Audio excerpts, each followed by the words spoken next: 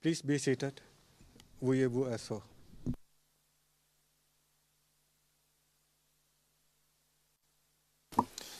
Good morning. Le juge président, bonjour à tous. Avant de donner la parole à la défense de M. Blégoudet, afin qu'elle puisse interroger le témoin, nous allons commencer par un débat sur les observations relatives à l'écriture déposée par le Conseil de permanence représentant le témoin. Écriture qui a été déposée hier, si je ne m'abuse, oui. Donc, sans plus tarder, je donne la parole. Et évidemment, je vous invite à être très succinct. Je donne la parole au bureau du procureur pour qu'il formule ses observations et je donnerai également l'occasion aux représentants légaux des victimes de prendre la parole s'ils souhaitent intervenir. Monsieur MacDonald.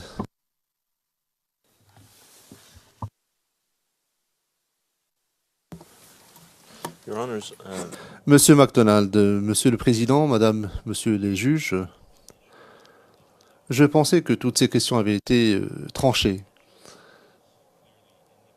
et que vous aviez indiqué clairement, ou qu'il est clairement indiqué dans le système, quels documents sont publics et quels documents sont confidentiels, s'agissant de cette affaire.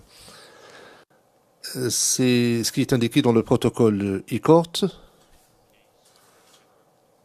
Cela fait partie du dossier de l'affaire qui est également versé au prétoire électronique et par voie électronique, cela figure aussi dans les métadonnées. Les informations sont déjà indiquées dans les métadonnées.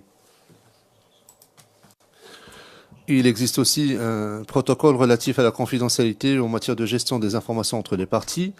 Lorsque nous procédons à la communication de pièces et d'éléments, là encore, dans les métadonnées, il est indiqué quels documents doivent être considérés publics et quels documents doivent être considérés confidentiels. En conséquence, je ne vois pas où est le problème. Monsieur le Président, pour ce qui concerne les passages en huis clos partiel, eh bien, ces informations sont confidentielles. Lorsque le compte-rendu public est mis à la disposition du public, il est expurgé. Il en va de même pour les enregistrements audio et vidéo.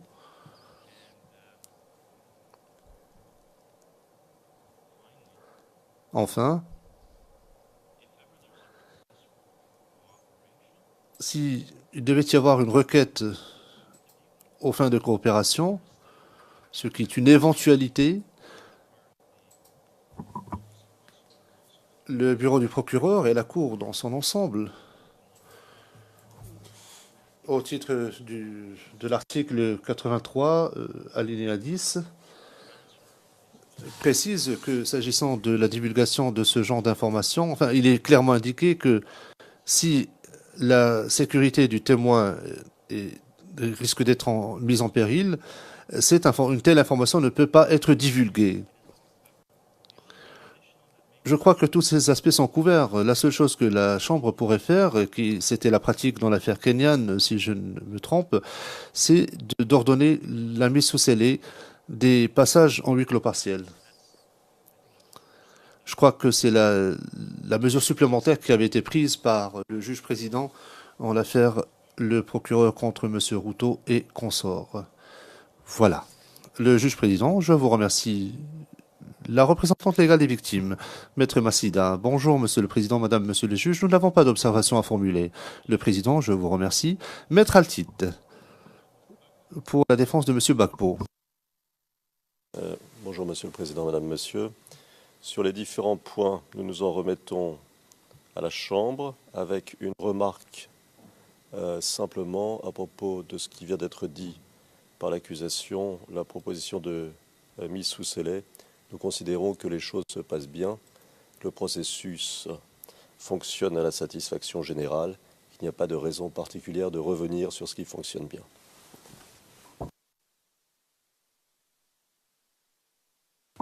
Mr. Knops. Le Président, Maître Knops. Maître Knops. Bonjour, Monsieur le Président, Madame, Monsieur les juges. La défense de Monsieur Blégoudet a quelques observations à formuler. D'abord, pour ce qui concerne la requête qui est faite à la Chambre pour confirmer le caractère contraignant du protocole d'accord et pour ce qui est des instructions administratives de la nature de celle-ci. En ce qui concerne le premier volet de mes observations, le protocole d'accord, comme la Chambre l'a déjà constaté, est d'abord et avant tout confidentiel. À cet égard, la Chambre a déjà statué. Elle a décidé que la requête du Conseil du témoin déborde du cadre de son mandat lorsqu'il a demandé à avoir accès à ce protocole. Par conséquent, la requête formulée par le Conseil ne comporte pas de nouveaux éléments ni de nouveaux arguments. Donc, en conséquence, cette requête devrait être jugée nulle et non avenue. Deuxièmement, et c'est pourquoi nous avons voulu explorer plus avant cette question, il serait peut-être utile qu'à l'avenir,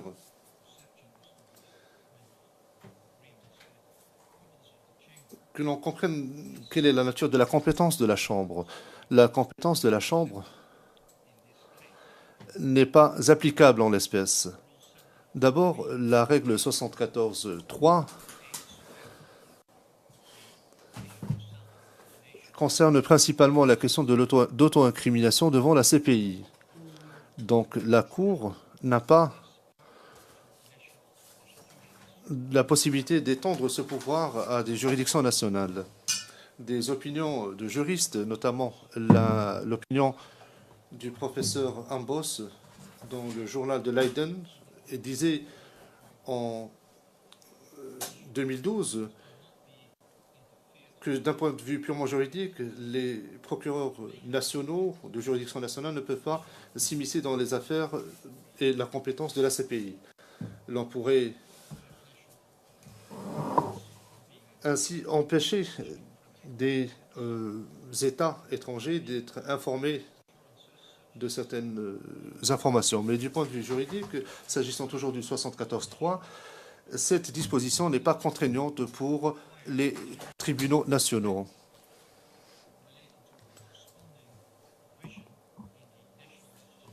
Cela pourrait être en rapport avec une disposition correspondante dans la législation nationale, ce qui n'est clairement pas le cas dans le cas de la Côte d'Ivoire. Dans l'affaire Lubanga, dans la transcription du 30 janvier 2009, à la page 9, la Chambre a indiqué ou a décidé de recommander que les anciens enfants soldats, au-delà de l'âge de 18 ans, pouvaient bénéficier de conseils en matière d'auto-incrimination, parce que la Cour ne peut pas donner de garantie que le témoignage ne serait pas utilisé par des juridictions nationales, en l'espèce, ou en l'occurrence la République démocratique du Congo. La conclusion de cela est que la Cour n'a pas de compétence pour ce qui est d'octroyer des garanties supplémentaires ou de nouvelles garanties à un témoin comparaissant devant elle, en dehors du cadre de la disposition 74.3. De surcroît, Monsieur le Président, le règlement de procédure et de preuve de la Cour pénale internationale, notamment la règle 93.1, concerne la comparution volontaire des témoins devant la Cour, comme c'est le cas du témoin présent. Étant donné qu'il existe déjà une forme de coopération entre la Côte d'Ivoire et la Cour, et vu que la Cour a déjà octroyé des garanties aux témoins actuels en application de la règle 74.3, il s'ensuit que la Cour n'a pas de compétences supplémentaires qui l'autoriserait à donner des garanties supplémentaires. Maintenant, pour ce qui concerne la question de savoir si la Cour peut déclarer un document comme le protocole d'accord comme contraignant, là encore, la réponse est non. Le conseil du témoin fait référence à une affaire devant la CIJ concernant la délimitation maritime et des questions territoriales entre le Qatar et le Bahreïn, de 1994, paragraphe 4 de ces observations.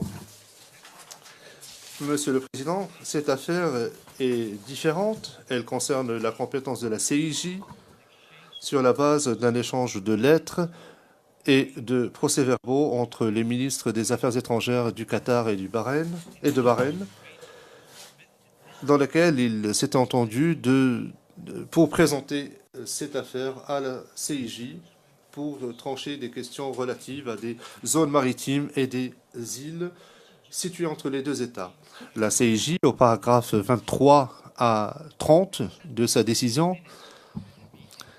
a admis au dossier les échanges de procès-verbaux et de lettres entre ces deux ministres et a estimé que cela relevait de la compétence de la CIJ, comme il ne s'agissait pas simplement d'un procès-verbal de réunion, mais qu'il était générateur de droits et d'obligations en vertu du droit international pour les deux parties. Cette affaire n'est pas applicable en l'espèce, comme l'a laissé entendre le conseil du témoin.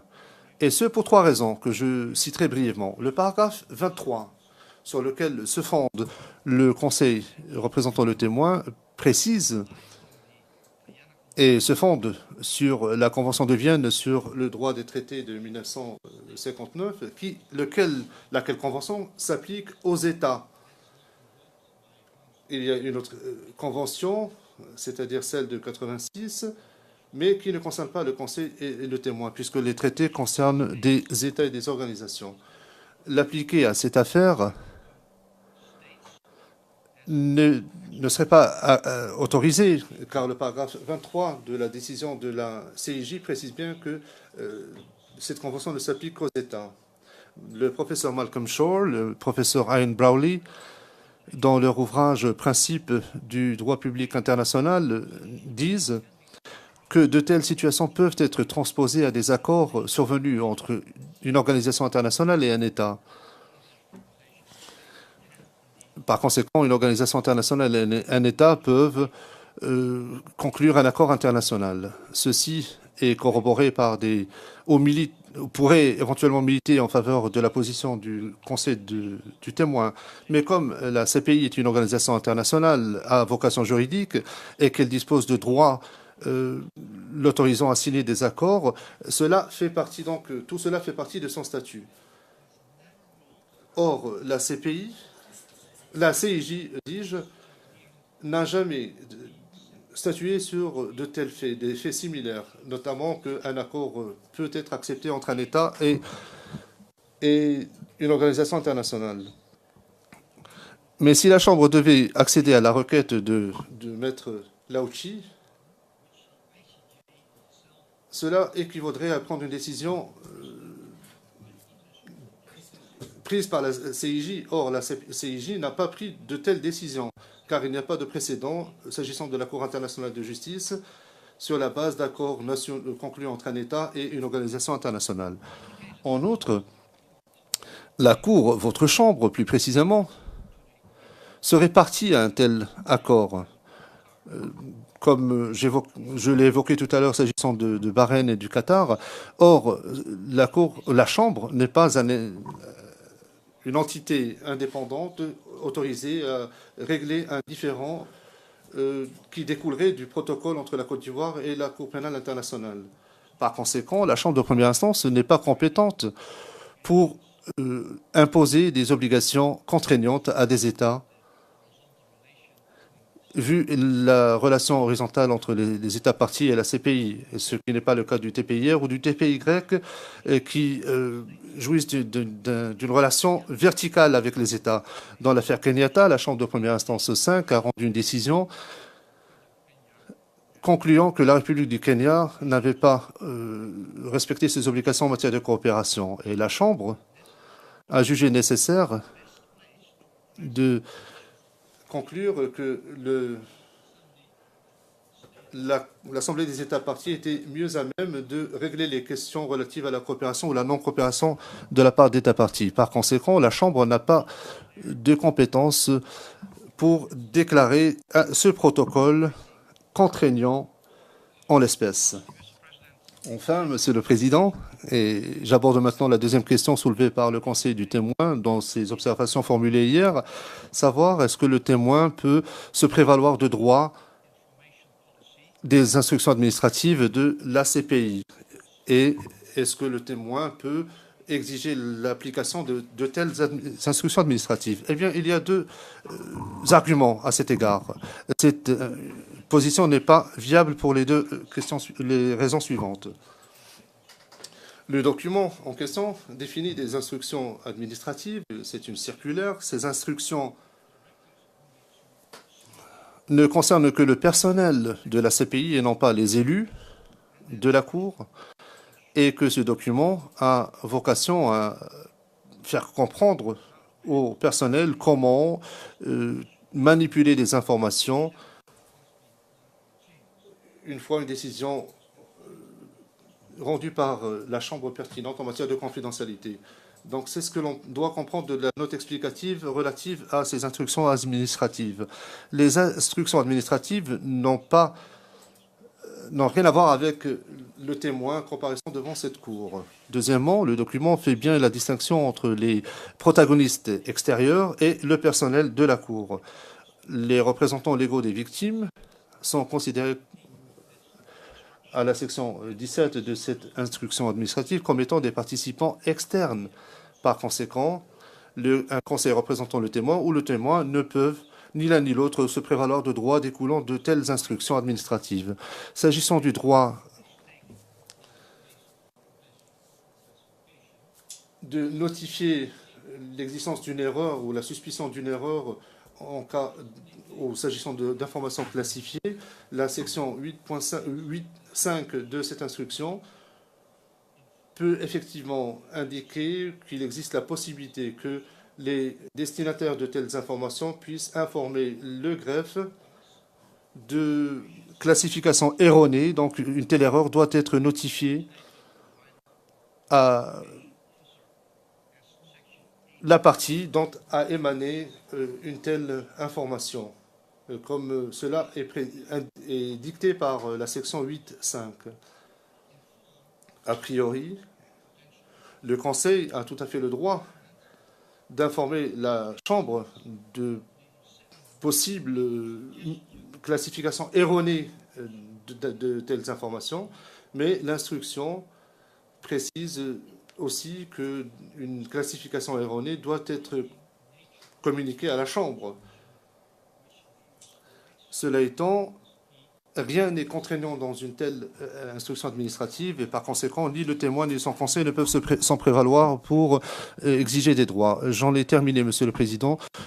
La requête du conseil doit être rejetée. Le juge président, je vous remercie.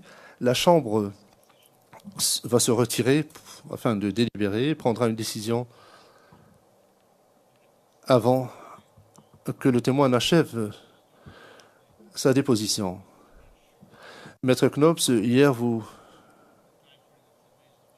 nous avez fait part de votre... Vous nous avez indiqué que le temps consacré à ce débat juridique ne devait pas être imputé au temps imparti à la défense. Ce ne sera pas le cas. Faites entrer le témoin.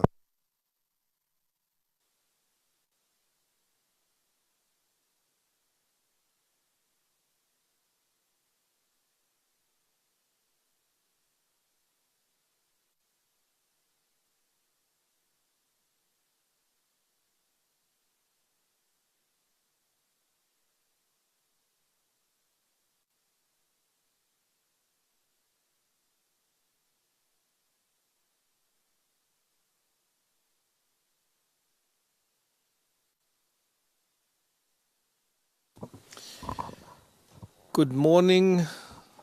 Le juge président, bonjour, monsieur le témoin. Bonjour, monsieur le témoin. Bonjour, monsieur le témoin. For the last time,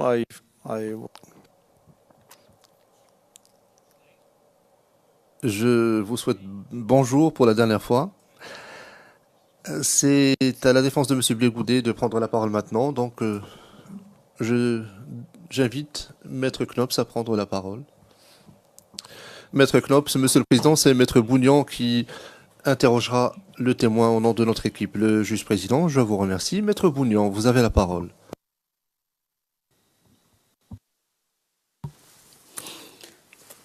Bonjour, Monsieur le Président. Bonjour, Madame. Bonjour, Monsieur de la Cour. Bonjour, Monsieur le témoin. Je suis Maître Jean-Serge Bougnan, avocat au barreau d'Abidjan, membre de l'équipe de défense de M. Charles Blé-Boudé. C'est donc moi qui vais vous interroger, comme l'ont fait mes confrères précédents. Et comme vous l'avez déjà remarqué, je vous appelle Monsieur le témoin, parce que c'est la règle ici. Et je vais faire un effort d'être assez concis, rapide et efficace pour que vous puissiez rentrer le plus tôt chez vous. Je sais que c'est un peu difficile parce que d'habitude, c'est vous qui interrogez parce que vous êtes policier. Mais on va faire ce dernier sacrifice-là pour que vous puissiez rentrer. Monsieur le témoin, avant de rentrer dans le vif du sujet,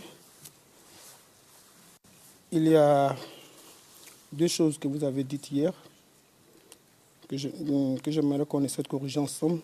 Vous avez indiqué que Mme Atsen Viviane, anciennement directrice de l'école de police, c'est ça, était de l'Ouest. Est-ce que vous ne vous trompez pas?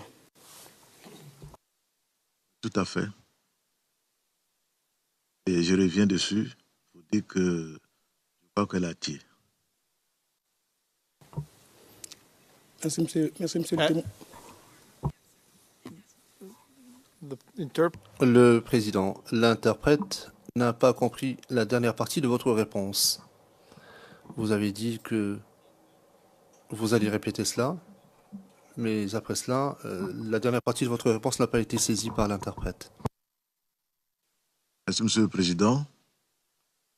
Je disais que Atsen Viviane est à Thiès. Elle est de l'Est de la Côte d'Ivoire.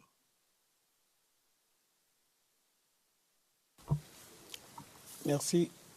Vous avez dit aussi que le commissaire Ossoou, de tout son nom, commissaire Ossoou Léopold, anciennement au 11e arrondissement, était aussi de l'Ouest.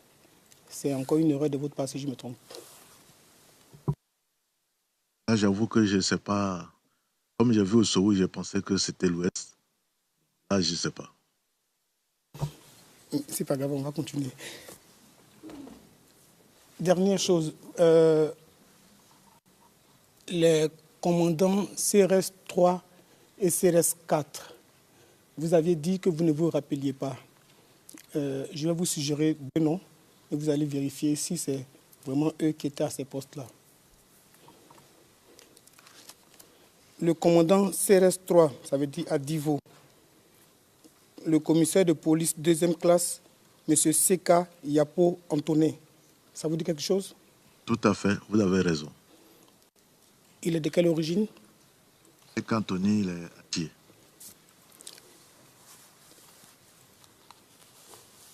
CRS 4, Gagnois, commissaire de police de deuxième classe, Nyamke Fernand. Ça vous dit quelque chose? J'avoue que je ne me rappelle pas.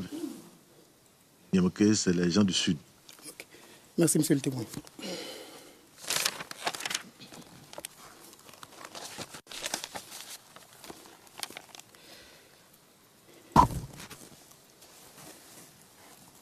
Dans votre déposition... Le président maître. Two things, counsel.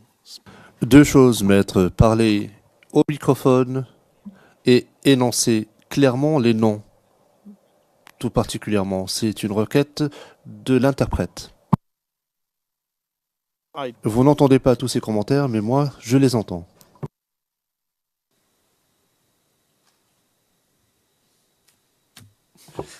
Monsieur le Président, est-ce que vous voulez que je répète le dernier nom que j'ai demandé au témoin?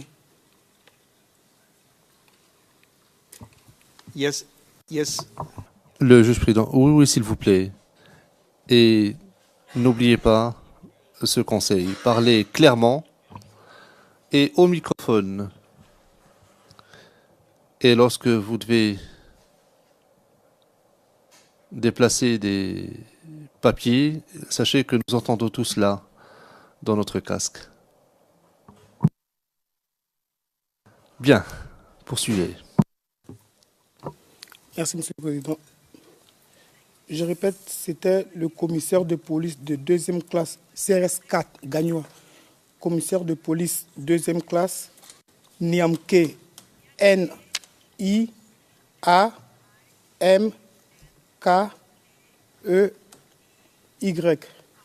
Fernand.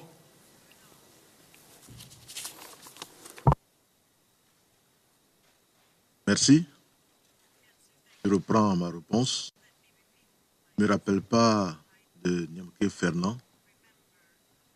Niamke, c'est un nom du Sud.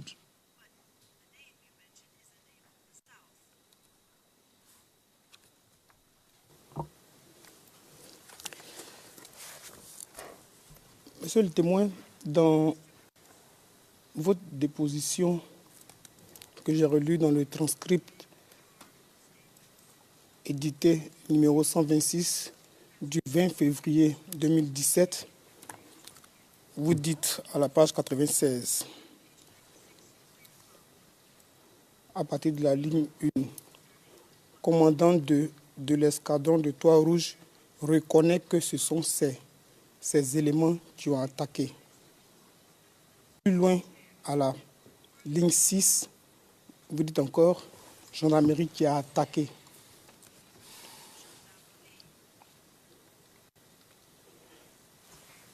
Sur la base du rapport qui vous a été lu à l'audience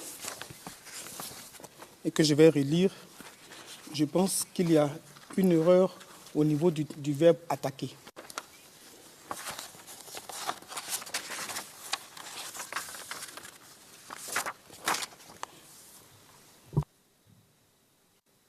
C'est le rapport CIV OTP 0046 0099 à la page 01101.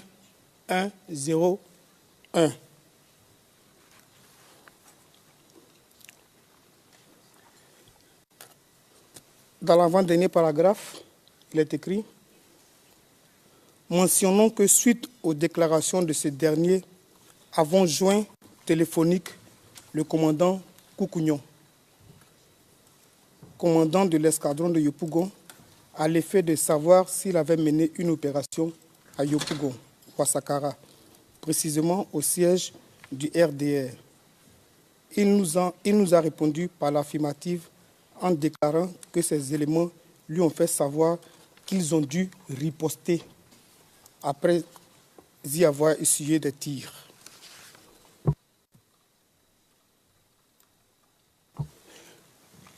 Monsieur le témoin, ça c'est le rapport que le chef du district de la police de Yopougon a fait. Et donc, est-ce que, à la place d'attaquer, on ne doit pas mettre riposter? Je suis tout à fait d'accord avec vous. Ce n'est pas moi qui ai vécu l'événement. Donc, ce qui a été écrit, c'est ce qu'il faut maintenir.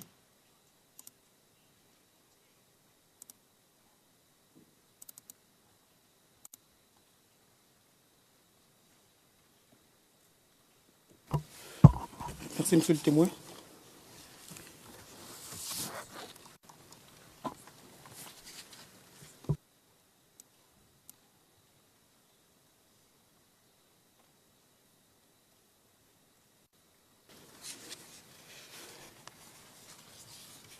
Il y a aussi eu un échange entre vous et l'accusation.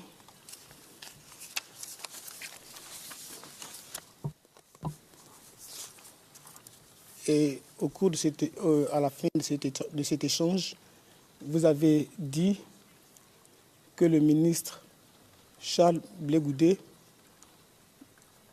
aurait assisté à une réunion avec d'autres ministres, avec le haut commandement, pour faire une proposition au chef de l'État de l'époque. Est-ce que, à ce niveau aussi, vous ne faites pas de confusion? Si ma mémoire est exacte, je ne pense pas avoir fait de confusion.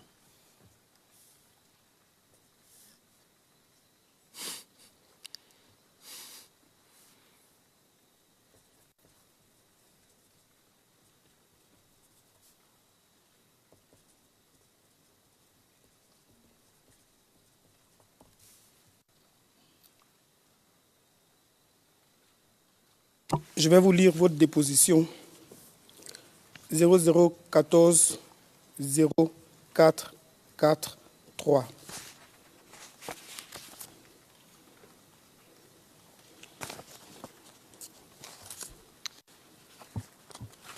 Can you wait until the... Le président, veuillez patienter. Attendez que le document soit affiché à l'écran, s'il vous plaît.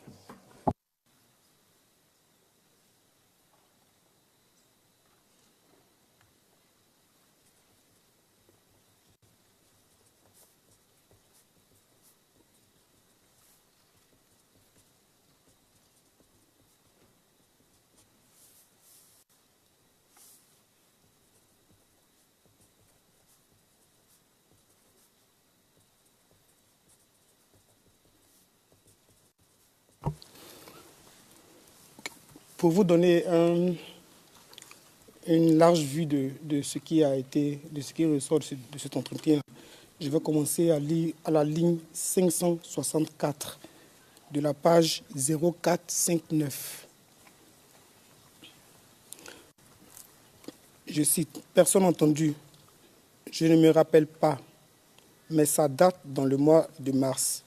Et comme ça traînait à une autre réunion, j'ai dit qu'il faut qu'on aille voir le président. Enquêteur pour personne entendue pour qu'il démissionne. Enquêteur, vous voulez lui demander de démissionner? Personne entendue, oui. Et ce jour-là, tous les chefs militaires étaient d'accord avec moi. Donc, finalement, je suis parti avec le général Kassaraté, le général Mangou, et on est parti chez le président, chez lui à la maison. Il nous a reçus en présence du ministre de l'Intérieur, le ministre de la Défense, le ministre des Affaires étrangères. » Fin de citation. Monsieur le témoin, voilà ce que vous avez déclaré devant le bureau du procureur. Vous ne citez pas le ministre de la Jeunesse et du Travail de l'époque, qui était M. Charles Blé Goudé. Les personnes que vous citez sont celles que je viens de citer. C'est pour ça tout à l'heure que je vous ai demandé, il y a eu tellement de réunions, est-ce que ce n'était pas une confusion que vous faisiez? Non, ce n'est pas une confusion. La liste qui est donnée n'est même pas exhaustive.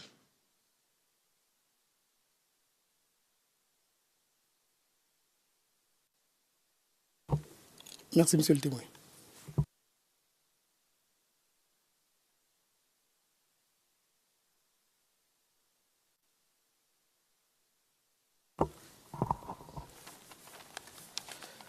Monsieur le témoin, tout au long de votre déposition, vous avez souvent mentionné militant RHDP, militant LMP, chose que nous avons aussi vu mentionner dans la multitude de rapports qui a été présenté par l'accusation. La question que j'aimerais vous poser est de savoir s'il existe des critères objectifs d'identification de ces groupes de personnes est-ce que pour déterminer militant LMP, militant RHDP ou quelques groupes de ce genre-là, vous et vos collaborateurs avez à un certain moment donné arrêté des critères?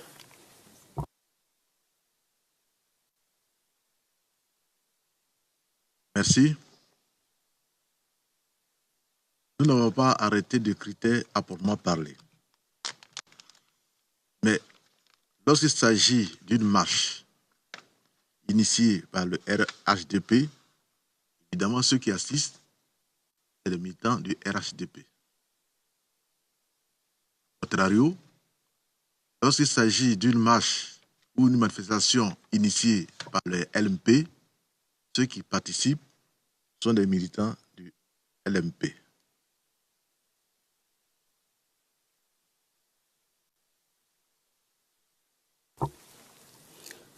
Monsieur le témoin, je suis tenté de vous demander, et quand ce n'est pas une marche organisée par l'une ou l'autre des organisations que vous venez de citer, et ce n'est pas dans le cadre d'une marche. Alors, si ce n'est pas dans le cadre d'organisation d'une marche, ça dépend des personnes présentes. Je prends par exemple, au niveau de la Riviera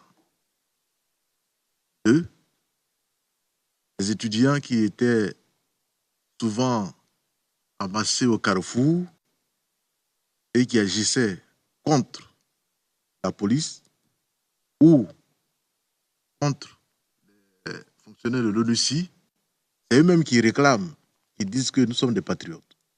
Donc à partir de ce moment-là, nous ne pouvons pas donner d'autres vocables que ce qu'eux-mêmes réclament. Merci, monsieur le témoin. Je vais vous lire votre déposition auprès des enquêteurs du bureau du procureur 0014 0170 page 0176.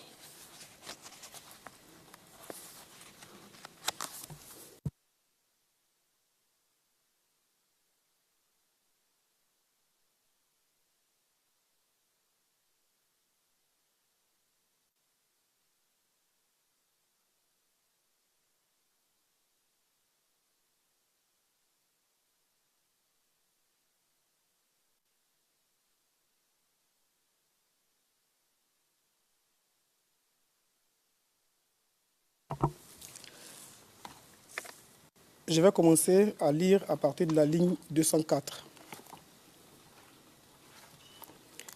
D'accord, je cite l'enquêteur qui dit « D'accord, l'autre chose qu'on a discuté sur la dernière cassette que je voudrais préciser, vous avez dit qu'il y avait des incidents à Yopougon et à Williamsville où des civils ont été tués.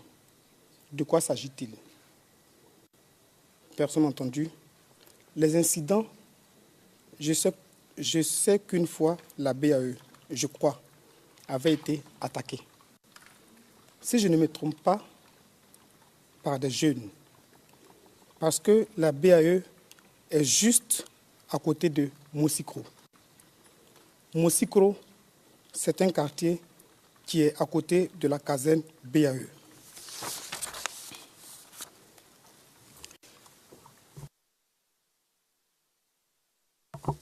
Je poursuis à la ligne 232. Je cite, l'enquêteur vous demande, OK, qui a instigé ce trouble-là? Personne entendu. Ah, ça, je ne peux pas vous le dire. Parce que je sais que moi, quand on m'a donné l'information, ils ont dit qu'il y a des jeunes qui sont venus. Ils ont voulu les attaquer. Ils ont été obligés de les repousser. Fin de citation.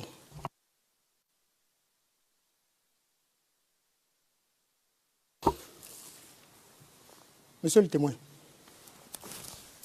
voici l'exemple d'une attaque menée par des jeunes à Mosikro. contre la BAE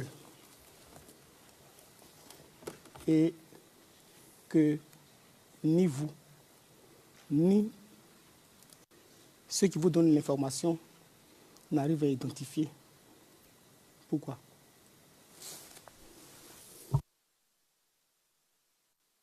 Alors, c'est très simple. Si eux-mêmes ne se réclament pas d'un des partis, nous ne pouvons pas dire que c'est des jeunes de tel groupe. C'est une première. La deuxième, on n'a pas identifié exactement ce groupe-là. Donc, on ne peut pas dire, c'est pour ça que vous avez vu, nous sommes restés sur le thème jeune parce qu'on ne sait pas quel groupe ils se réclament et comment les étiqueter.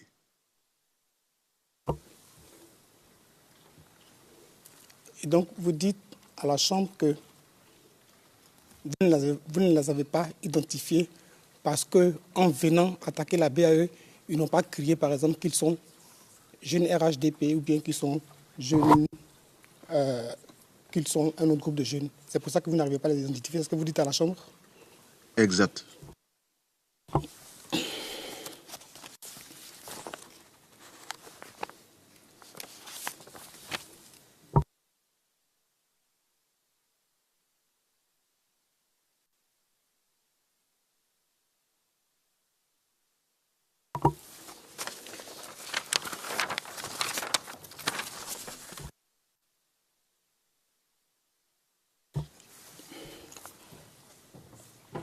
Monsieur le témoin, je vais vous lire un autre rapport qui vous a encore été présenté par l'accusation.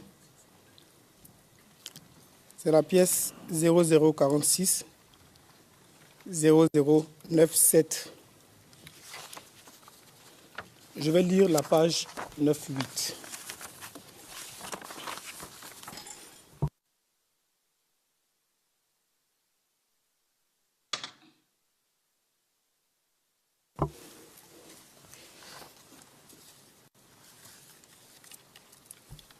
Objet,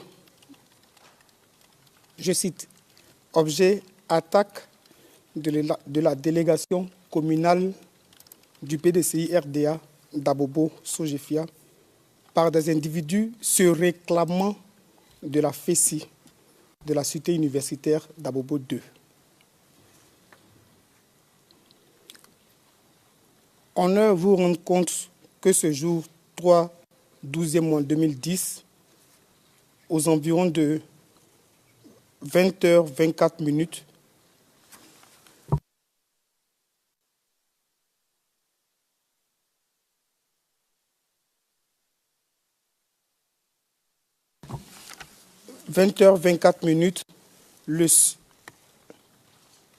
le sieur et sans Quadio Fulgence de la permanence de la délégation communale du PDCI RDA d'Abobo Sojefia nous informe téléphoniquement que la dite délégation, située non loin du commissariat de police du 13e arrondissement, a été attaquée par une vingtaine d'étudiants de la FESI venus de la cité universitaire d'Abobo 2.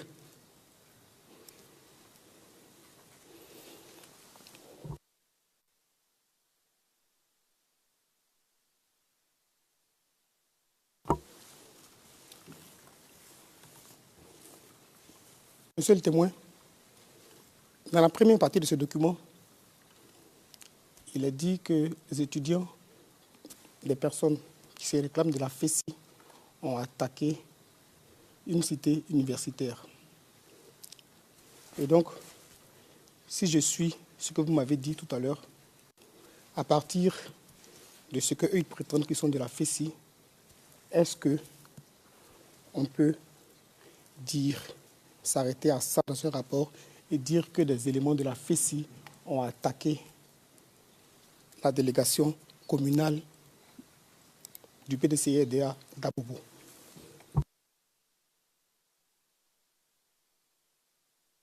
Je pense que on va faire une confusion entre une enquête de police et un rapport de police.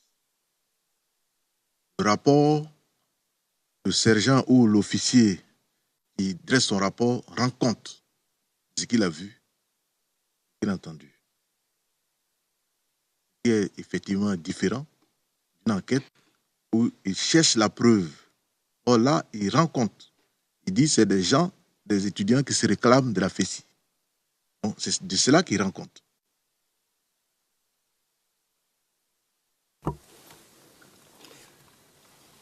Monsieur le témoin, tout à l'heure, dans vos critères d'identification, vous avez dit, si je me trompe, vous me rectifiez, vous avez dit que quand une personne, un des critères, c'est qu'une personne se réclame d'un groupe X ou Y donné. C'est pour ça que dans votre logique, j'essaie de suivre votre logique parce que moi je ne sais pas comment ça se passe. J'essaie de suivre votre logique pour dire que voici des gens qui auraient attaqué la délégation communale d'Abobo et qui se réclament de la FESI. Et donc, si je suis votre raisonnement, on pourrait dire que des éléments de la FESI ont attaqué la délégation communale d'Abobo. Je ne parle pas de rapport ou bien d'enquête. Maintenant, si vous me dites non, qu'il faut une enquête pour déterminer qui est-ce que c'est, là c'est autre chose. Allez-y.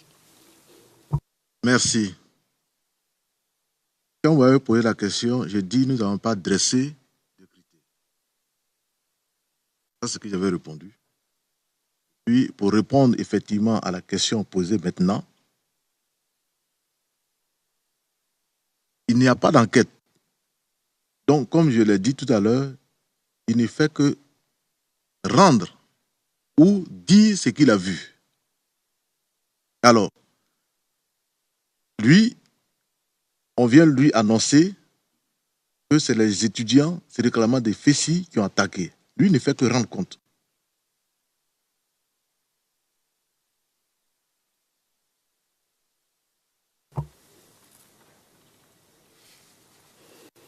Je finis ma lecture et puis on va poursuivre. À l'avant-dernier paragraphe, toujours du même document, celui qui rend compte, il dit ceci. Je cite. Le sieur Akpli Syriac, dit général Crado, secrétaire général de la cité universitaire d'Abobo 2, cellulaire 07 39 53 50, soutient que ces individus ne proviennent pas de sa cité. Fin de citation. Et donc, à la différence de beaucoup de rapports qu'on a vus ici, et votre chef de service, il demande au secrétaire général de la FESI, tu lui dis que les personnes suscitées ne viendraient pas de la cité. Est-ce que ce n'est pas là une différence entre une enquête de police, comme vous l'avez dit tout à l'heure, et un rapport? Merci de me conforter de ma position. Il ne fait que rendre compte de ce qu'il a entendu, de ce qu'il a vu. Comme je l'ai dit, c'est différent d'une enquête, parce qu'à partir de ces éléments-là maintenant, tellement une enquête sera menée pour savoir ceux qui ont attaqué la maison de la JPCI d'Abobo. Et donc, qu'est-ce que la Chambre devrait comprendre? La Chambre devrait comprendre que l'ensemble des rapports que vous dressez, enfin, que vos éléments, que vos collaborateurs dressent, ne sont, l'ensemble n'est plutôt que un ensemble d'allégations non encore vérifiées. C'est exact? Alors, ce n'est pas tout à fait exact, parce que si là, supposez qu'il n'avait pas appelé le secrétaire général de la cité pour poser la question, effectivement, tout de suite, on dira que ceux qui sont venus et qui sont réclamés de cette structure, c'est eux qui ont posé l'acte. Ça, c'est ce que le policier a vu. C'est ce qu'il a entendu. C'est vrai que cela ne veut pas dire que forcément, parce qu'un autre groupe peut venir, d'ailleurs, c'est souvent le cas, un autre groupe peut venir pour dire je suis voleur, je me nomme ceci, et au cours de l'enquête, on se rend compte que ce n'est pas ce voleur-là, ce n'est pas la personne qui a dit son nom qui est venu voler. Et c'est pour ça que j'insiste pour dire que le rapport, ça, il donne l'information, mais ce n'est pas encore totalement vérifié. Alors, pour abonder dans votre sens, je ne veux pas dire tout de suite, en tranchant, que le policier a écrit est une allégation non justifiée. C'est vrai, c'est une information qu'il donne, mais il appartiendra, dans le cadre de l'enquête, d'aller plus loin pour savoir est-ce que ce que le secrétaire général a dit est juste ou est-ce que ce que le plaignant qui est venu au commissariat a dit est juste. Ça va de là que la police peut prendre une position et dresser un compte rendu procès verbal.